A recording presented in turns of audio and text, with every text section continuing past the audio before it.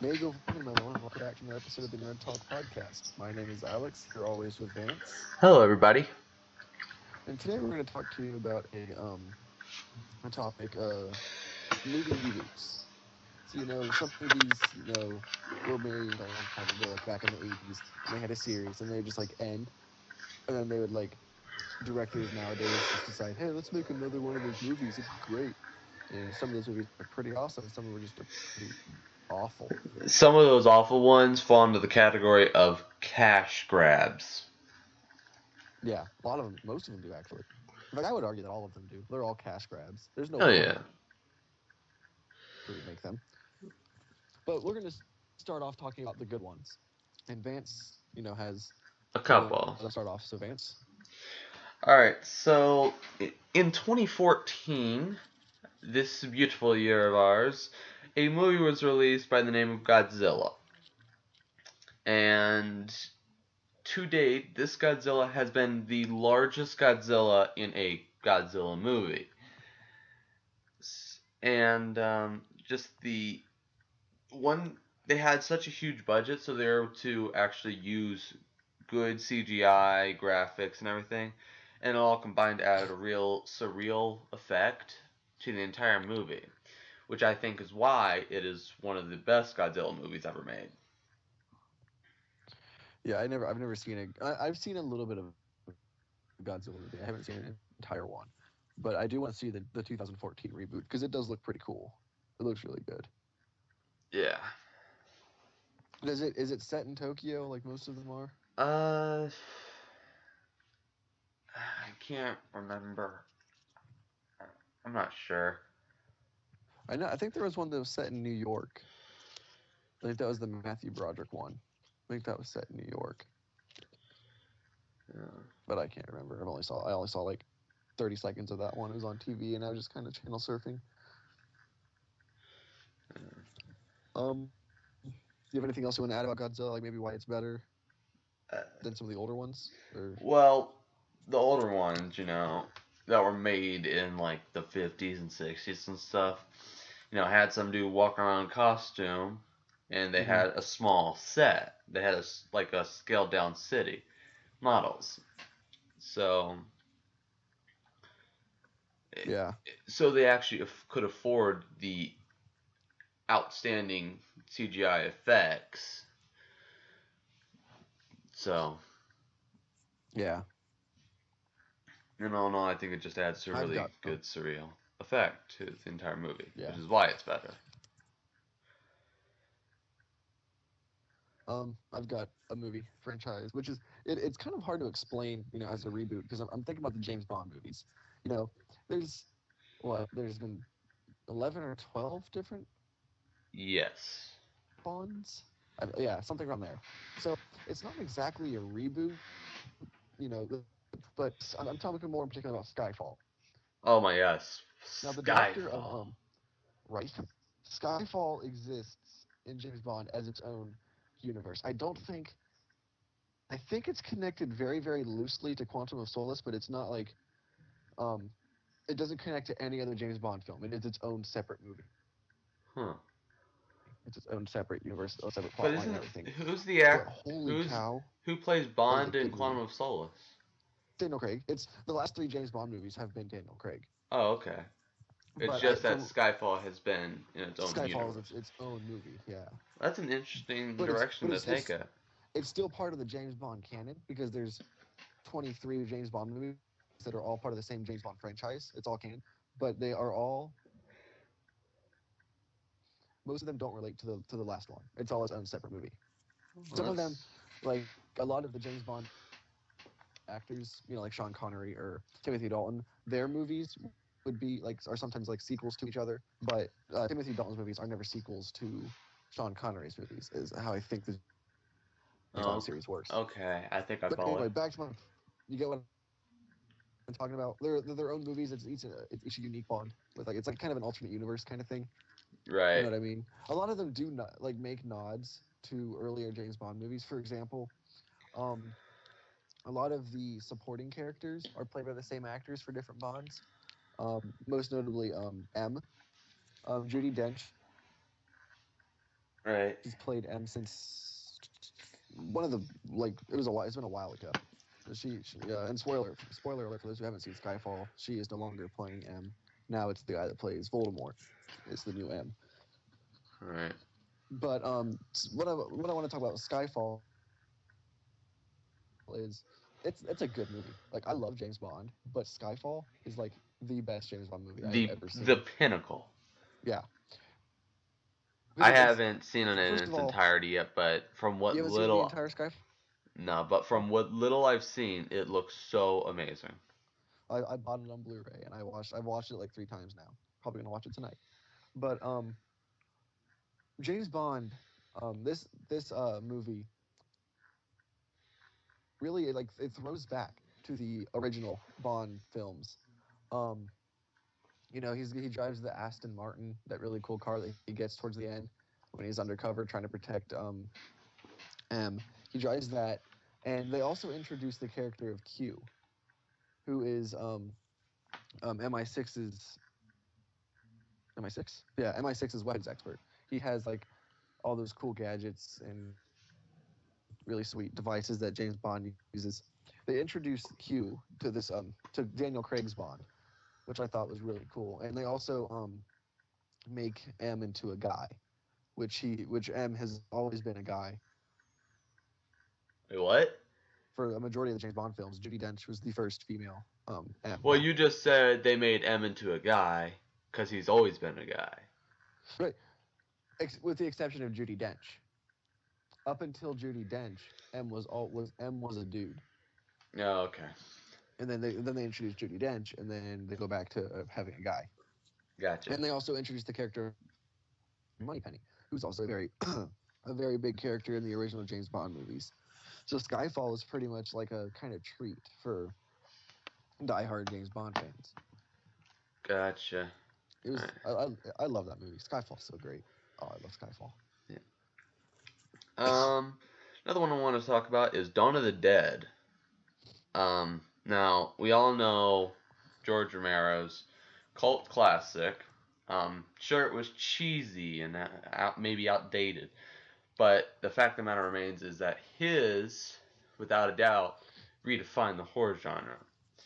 But the reboot, like I said, got the bigger budget, just like Godzilla. So they were able to afford better effects, better horror, and all in all, it was actually a much scarier movie, in my opinion. And I think the director was Zack Ryder. Is that right? I can't remember. But like I said, yeah, it was just better. It had a better script. It had a better cast and better effects. And it was just an outstanding example of a nice zombie reboot. Sweet. Yeah, I don't do horror movies, often. In fact, I don't really do them at all. I'm a rare horror movie watcher. I will watch the occasional. Well,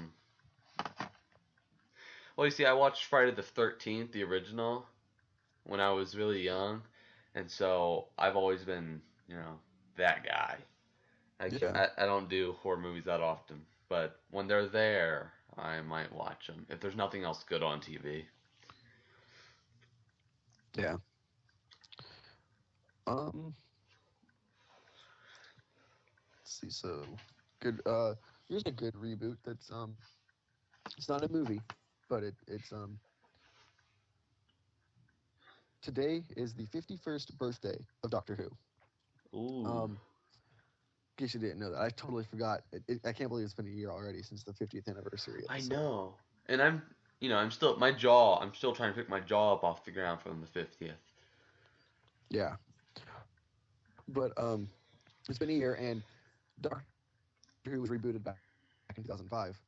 With honestly, the new series is just friggin' awesome. Outstanding. And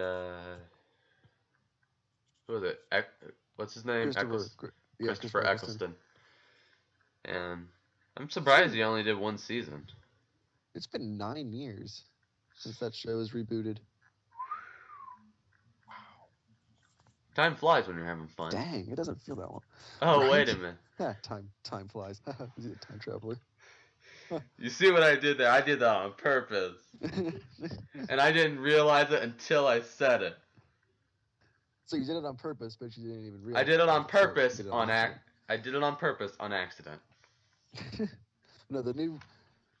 I haven't seen any of the original Who stuff, but I do like the reboot. It is my favorite show. Yeah. Any other good reboots out there? Yeah. Another good reboot is. Sure, it was a John Wayne classic, but the reboot, once again, bigger budget, True Grit. Okay. It stars, crap, The new reboot stars Josh Brolin, Jeff Daniels, and Matt Damon. No, not Jeff Daniels. Jeff Bridges. Yeah, Jeff Bridges, Matt Damon, and Josh Brolin. The original version starring John Wayne, I don't think compares with this Coen Brothers instant classic. The aesthetics are more artfully constructed, and the story is wisely told from Maddie Ross's, who is played by Haley Steinfeld, perspective. So, while I cannot deny the fact that the John Wayne True Grit will always be a classic, this one, in my opinion, is the better version. And I'm probably going to get we're probably going to get a bunch of comments about that, but I don't care. Mm-hmm. Yeah. I can't think of any like reboots that are good because I have a lot of problem with reboots. Yeah, I'm trying to think of a few more. I've currently got nothing, so unless you have something, we can move on to the ones that are. Okay, have you ever heard of 21 Jump Street? Yes, my family watched that without me actually. That's actually based on a hit television show. series from the 1980s. Yep. And the film version starring Jonah Hill and Channing Tatum is better in every way. It's much more comedic. The stars have more charisma. The story's more interesting, and the humor delivers every time. So yeah, I haven't seen. My family watched it without me, and I'm kind of mad because I do want to see it. it's actually hilarious. That's what I've heard. The TV show is actually where Johnny Depp got his start. Seriously? Johnny Depp was on 21 Jump Street, the TV show. Wow. Yeah. Can you think of any more that are really good? No. King Kong. King Kong from 2005 is a reboot. Yeah. King Kong was, 1930s. There have been a number of versions throughout the year, but Peter Jackson remains the best precisely because CGI renders the ape completely realistic. And that is why I think it's probably one of the best King Kong. And also Peter Jackson is just freaking awesome, so I mean, yeah. He gave us Lord of the Rings, for which I thank him. And there we are. Alright. So I can't really think of any others, can you? Nope. I've got nothing. Alright, so I think it's time to move on to the other hit list. The reboots that were nowhere near necessary or even sucked. AKA all of them, except for the ones that we just mentioned. Now, I'm going to start off with a little weird one, Godzilla, the one from a few years back. Okay. Well, the story was off. The script was off. And this one I've seen in its complete entirety, and I think it has Matthew Broderick in it. That's the one I just mentioned that. No, what? I mentioned the Matthew Broderick one. Yeah. Keep going. Like I said, the story was off, the script was off. I mean, the CGI was good and all, but if you don't have a good script, it's not going to translate to a good movie. And that's exactly what happened. Mm-hmm. I only saw like I said, I only saw like 30 seconds of that one, or like a minute or something of it. But yeah.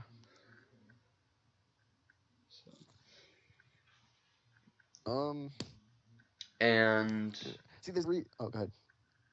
well, I did my research into some of this stuff, and I actually found a list of some movies that are actually being planned to be remade, Oh dear.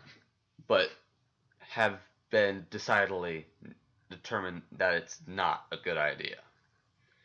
I For bet one of the movies that you're thinking of I might already know about, but let's see. no, what movie are you thinking of? The Harry Potter series. You think the Harry Potter series is gonna get a reboot? There's still there's talks of it happening. Yeah. Oh wow! All right. But what are some of the movies that were going to be rebooted?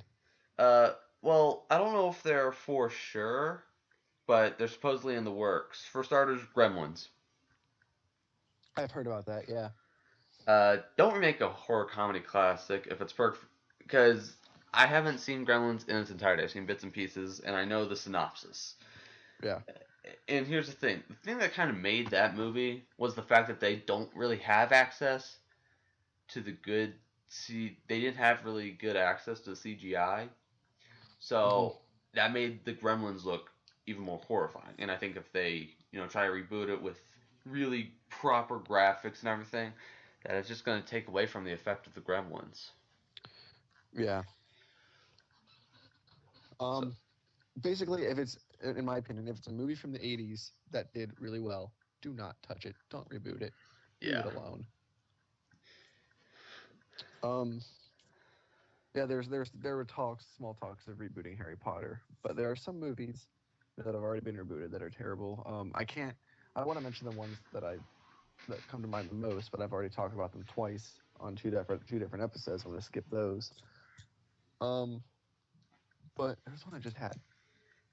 no, dude. If you've talked about them before, we haven't talked about them in a reboot sense. So, Well, I was gonna talk about the Star Trek movies, oh, okay, go ahead. the new ones. I mean, we all know my problem. I already mentioned, there's really no Multiple point. times. Yeah, there's no point. But I do have one. It's not particularly a reboot, but since it came out years after the last movie in the series came out, I consider it a kind of reboot, which is Indiana Jones and the Kingdom of the Crystal Skull. Okay, I have a problem with that movie. We all have problems with that movie. Well, the thing is, my dad loves that movie, and I don't know why.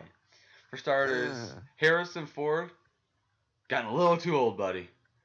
yeah, And let's he's way see. too old for those movies. And you know what? Aliens. Are you kidding me right now? I The have a sad part about that whole thing is that. Go ahead. the Vince. entire Indiana Jones series has been based off of religion and Mhm. history. And then we're just going And to throw aliens in? No. and I No, know what no, you're no. saying. Like what I'm about to say could strike controversy, but the first three Indiana Jones movies could theoretically happen. You know, I'm Yeah. religious, so I believe in the Ark of the Covenant and Right. the Holy Grail, and Right. I do believe in aliens. And the Crystal Skull theory is a valid theory within alien conspirators, um, but it just got too bizarre. The Yeah. whole up until the end of the movie, it was plausible because never once was the word aliens thrown around. You know? And then, this giant UFO starts spinning around all the rocks and rises up out of the air. And I mean, Yeah, like, are you serious? Because, like yeah. I said, the first three, okay, the Ark of the Covenant might exist, the Holy Grail might exist. Will we ever find them or access their true nature? We may never know. Well, but the crystal skulls do exist. Those are real. I'm not making this up. The crystal skulls are actually real things. It's the mystery behind them is what the heck are they? That's the whole point with the crystal skulls. Is nobody knows where they came from or who made them or just what they're for. And it's been thrown around that they're alien technology and whatever. There's 13 of them. Um, Ah. yeah, they're actually real things. Yeah, but Indiana Jones, like you really can't mix aliens with Indiana Jones. I'm sorry, No. it Because doesn't work. when you say Indiana Jones. I don't think aliens in the future. I think history, religion. Yeah, Um, I don't know. Crystal he's Skull leaves a bad taste archaeologist. in my mouth. Yeah. Yeah, One really recent movie that I want to talk about that that I'm just kind of dumbfounded over, the Teenage Mutant Ninja Turtles remake. I haven't seen that. I don't think I want to either. Don't. Um, it got really mixed reviews. Some Did it? you could here's the thing, you can either love it or you can hate it. There's no middle ground. It's not Mm-hmm. that kind of movie. Uh, it was cheesy. The CGI graphics were okay, but I mean, you cannot. In all reality, we saw that it's very, very difficult to make a live action Teenage Mutant Ninja Turtles movie. Yeah. It's I just mean, even the first one was cheesy in its own right. yeah, but it was made way back when cheesy was okay. Yeah, and it was still good. So that one can be pardoned. But this new one is just it just Well, it's just here's the thing: when you get Michael Bay attached to a project, it's going to be terrible. yeah. I mean, Transformers, he Battleship. he him okay, I kind of liked Battleship. I don't know why, but I actually liked Battleship. But I lost my train of thought. That's not good. You keep going, and I'll probably think of it. No, I haven't seen Teenage Mutant Ninja Turtles. I really don't want to, but the thing is, my mom babysits a little boy who's obsessed with Teenage Mutant Ninja Turtles. So something tells me she's going to end up buying it, and I'm going to end up watching it, and I'm just not going to be happy. Oh, I'm Michael Bay himself has said that Revenge of the Fallen sucked. I liked Revenge of the Fallen. Why is everyone crapping on Revenge of the Fallen? Because the story is just so The absurd. story was good. That was a good story. Honestly, I think the first two were good. That the first two were actually really good, and then the rest became a cash grab. Okay, yeah, I can. I like I said, I still have not seen Dark of the Moon. I own it, and I still haven't watched it. Watch it. Well, I can't. I don't have time. My brother wants to watch it with me. If he didn't want to watch it with me, I'd watch it right now. But he wants to see it, so I can't watch it yet. But see, the Transformers have always been popular since they were, created, and they try to make a live action movie out of it, and it just the first one was good. I liked the first Transformers movie. Second one, it's fairly decent. Third one, don't know yet, but honestly, I think it's time to retire that series, even though it's not a reboot and we're kind of off topic, but still. Yeah. Yeah. All right. Well, now there's two movies that I want to tell you about that I don't want you to freak out about, but you probably will. Jumanji remake is in the works. What? No. Need Absolutely freaking not. and Mrs. Doubtfire might be getting a sequel. No, No. absolutely not. Uh-uh. Those were created with Robin Williams in mind. Only Robin Williams can perfect a script like that. In Jumanji, he was flawless. He was flawless in most of his movies. Mrs. Doubtfire, hilarious. I loved it. You cannot do a Mrs. Doubtfire sequel without Robin Williams. I am sorry. I put my foot down. I'm going to start crying. Do not do this to me. Uh, Just Oh my goodness. Jumanji. It's been a while since I've seen Jumanji, actually. I know. Same here. I haven't seen Jumanji But forever. from what I remember, they find this board game and find some dude trapped inside, right? Yeah. When Robin Williams' character was a kid, he found the board game and he played it with a girl, and he rolled the wrong number of die and it sucked him into the game, and then he couldn't get out until somebody else rolled a 5 or an 8, And then and two kids happen to find the same board game. They right. roll a 5 or an 8 or whatever, and he gets launched back into the real world. It's a great movie. I love that movie. Yeah, that. And then Mrs. Doubtfire. Basically, the plot is some guy went through a divorce or something and lost custody of his kids. So he dresses up as like a nanny and then goes in so he can see them. They don't know that the nanny is their father. Yeah. But it's kind of when you think about it, it's really creepy. Well, But it's great. Well, it's a funny movie. You forget to mention one of the most important aspects of the movie. Robin Williams' character is a voice actor, which enables him to pull off the character of the nanny. Yeah. Because he can act as a 50-something-year-old British woman. It's fantastic. Robin Williams will always be a god of comedy, and I swear to God, if they remake any Robin Williams reboot, movie, I'm gonna flip. I'm gonna flip. Yeah. That is unacceptable. All right. That is unfreaking acceptable. Before we go out on a rant on that one, let's move along here. Okay, I've got one. I've got a couple that we really can't talk about, but we can kind of give thoughts on. All right. Because they haven't been released yet. First one, Jurassic Park 5, Jurassic World 4. Okay. Jurassic Park 4. What happened? Yeah, Jurassic Park 4. I'm actually Jurassic World. I didn't like the third. I didn't like the Lost World. But I am looking forward to seeing how a new Jurassic Park is going to come in. I'm kind of excited to see how this one's gonna bring new light to the franchise. Obviously, no one's seen it yet. I haven't seen it yet. I know the plot. I basically know that it's about Jurassic Park after 20 years is finally open to the public, and that already raises a major red flag for me. Who in their right mind is allowing this to happen? I mean, did we not see what happened with the first 3 films? Did you see what happened when we had the park open privately?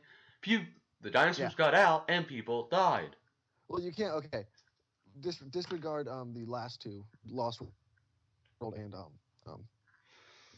Jurassic Park 3. Which one was it that they don't take place in the park? But go back to Jurassic Park. Go back to the whole Isla Nublar incident with Dr. Grant and Dr. Sattler. People died on that island of dinosaurs. Yeah. Why are you opening up an island of dinosaurs? No. And wasn't it where they tried to capture a T-Rex and it ended up with it rampaging through New York? It wasn't New York. I think it was San Diego or something. San Diego. Yeah, it wasn't New York. But some rival company wanted to capture a Tyrannosaurus for its own personal use, and it got loose, and it rampaged the city. Yeah. You idiots. All right. One series. Go ahead. One series I want to talk about real quick. The Mummy is in the works. Is it a reboot or is it just a sequel? I'm not sure. But if it's a reboot, it's a sequel. It's okay. Well, here's the thing. The last one, it wasn't. I mean, even Rachel Weisz couldn't stick it out for all 3, which was more than enough for us. And I don't count the Scorpion King films. So stop remaking remakes. I haven't seen the other Mummy movies. I've only seen the first one, and I like it a lot. It's a good movie, but I don't know, man. Why do people gotta keep pounding on franchises that are just done? Yeah, I mean, I think The Mummy, the first 2 were awesome, in my opinion, but the third one was not necessary. Yeah. And then there's one that I've been trying to step around loosely, but it's bound to happen anyway. We're gonna talk about it. Star Wars. Okay. Okay, the movie hasn't been released yet. There's virtually no information about it. Except it's called The Force Awakens. My question is, why was the Force asleep? The Force takes a power nap. First of all, you got J.J. Abrams behind it. And J.J. Abrams directed and slightly ruined Star Trek. Now, he has claimed that he is a bigger Star Wars fan than he is a Star Trek fan, so I guess it's sort of forgivable for him to direct a Star Wars film. But there's another problem that I have with Lucasfilms and all this stuff. Since Disney bought Lucasfilms, they have erased the entire expanded universe. Yes, that is the one biggest problem I have. But they're still releasing those lost episodes of the Clone Wars. Yeah. Oh, good. They have another season of that coming out, I think. Will those still air on Cartoon Network? I don't think so. Oh, Netflix. oh, So, to expand on what Alex just stated, basically they canceled the Star Wars: The Clone Wars, which is probably one of the best continuous Star Wars series, not including the movies, that have ever been made. Not unless you're counting the Star Wars Clone Wars TV show they had on Cartoon Network quite a few years back. That one which was is a sequel, awesome. which is a prequel to Revenge of the Sith. Yeah, but it was awesome. Um, but basically, they canceled Star Wars: The Clone Wars. They started their own Star Wars TV show on Disney XD, I think. Mm-hmm. And they have declared that anything not in the movies, non-canon. Yeah, it never happened in the universe. What were you thinking? It makes me so mad because some of the best books that I have, like, there are some really good Star Wars books out there that are really good stories for the Star Wars universe, but nope, they never occurred. Like, what are they thinking? Are they thinking they're going to try and reboot the entire universe, try to recreate in their personal image? No. And You just can't erase an entire cultured universe. Yeah, and I think next to Lord of the Rings, next to Middle Earth, Star Wars has the biggest universe, the most expansive universe. Oh, I don't doubt it. There's so many writers and comic book artists and TV shows and just short stories and everything. Star Wars has so much to it, and Disney's like, nope. And never happened. And they cannot be more in the wrong right there. They could not. Because like I said, you cannot just. I mean, what are they planning to do? Are they planning to create a brand new universe? Because I don't know, man. There have been so many even after Return of the Jedi, there are books and stuff that take place after that happens. There's a whole expanded universe that so people know what happened. People have information about what happened. But now we're getting a new movie where it's going to take place after Return of the Jedi, but none of the stuff that actually happened after Return of the Jedi ever happened. Disney's making it up, and I'm just like, well, that's a problem. Yeah, because I have a serious problem with that. Because I've read a couple of the Star Wars comic books that I absolutely friggin' love that happened after Return of the Jedi. That really delved into some of the darker sides of Emperor Palpatine's rule. Like there's this thing where when he was thrown into the pit and destroyed, he transferred his soul into another body that he had prepared. And he had these like giant ships that would literally just go around destroying Earth and could consume an entire planet in just a matter of days. Yeah. The largest of which, however, Luke got himself on because he wanted to go over to the dark side or whatever. And if they don't show that in the new movies, I'm going to be so done. Because I don't know if you know that storyline, but... No, I know about Luke's descent to the dark side, and if they don't show that in the movies, I'm going to be so mad. Because that is such an awesome storyline. Like, throughout the comic books, it was such an awesome storyline. Yeah.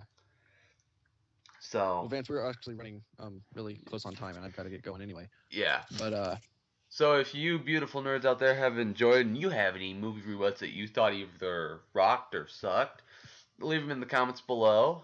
And we read all of our comments for the most part. If you actually comment on them. Yeah. So start making those comments, people. And if you enjoyed this episode, and we are getting really close to the end of the season. So if you have enjoyed this episode, remember to leave a rating and consider subscribing. It really does help us out. Gets us through our day.